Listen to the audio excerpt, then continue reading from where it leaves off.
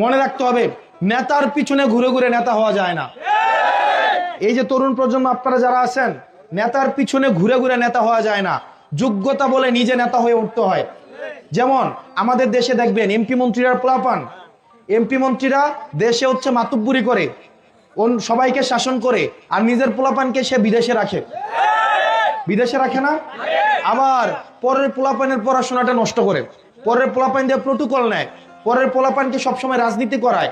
আবার যখন নমিনেশন দেওয়ার সময় হয়, নিজের বয়স যখন শেষ হয়ে যায়, তখন নিজের পুত্রে বিদেশ থেকে আনে, আইনা আবার কি বানায় দেয়, নেতা বানায় দেয়। এই যে মাঝে 15, 20, 30 বছর রাজনীতি করে অন্যের পোলাপাইনের ভবিষ্যৎটা নষ্ট করে, করে কিনা, করে না? তার মানে নেতার পোলাপাইন অটোমেটিক নেতা, নেতার নাতি অটোমেটিক নেতা, ব্যাপারটা এমন না? এই ধারা চেঞ্জ হয়েছে। আমাদের বাংলাদেশে এখন কৃষকের ছেলে, শ্রমিকের ছেলে, নেতার ছেলে, যার যোগ্যতা আছে কেবলমাত্র সেই কি হবে, নেতা হবে। কেবলমাত্র যোগ্যতা যাদের আছে। আমি আপনাদেরকে অনুরোধ করে বলবো, আপনারা যারা আছেন আমার বয়সী বা আমার কাছাকাছি বয়সী, এই যে ছোট ছোট ছেলে মেয়েরা যারা আছেন, পড়াশোনার সাথে কম্প্রোমাইজ করা যাবে না। পড়াশোনার সাথে কখনো কম্প্রোমাইজ করা যাবে না। নেতার পিছনে স্লোগান দেওয়ার দরকার নাই, হুন্ডা নিয়ে পিছনে পিছনে ঘোরার দরকার নাই। হুন্ডা নিয়ে নেতার পিছনে ঘুরে ঘুরে নেতা হওয়া যাবে না। নিজ যোগ্যতায় পড়াশোনা করে মা বাবার কথা শুনতে হবে।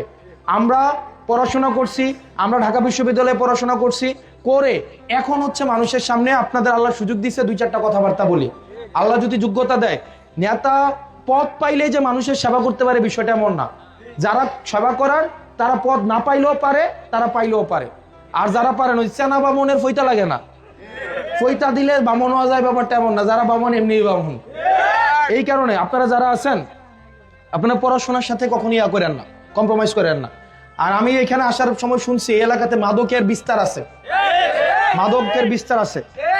আপনারা সামাজিকভাবে ঐক্যবদ্ধভাবে মাদককে নির্মূল করতে হবে।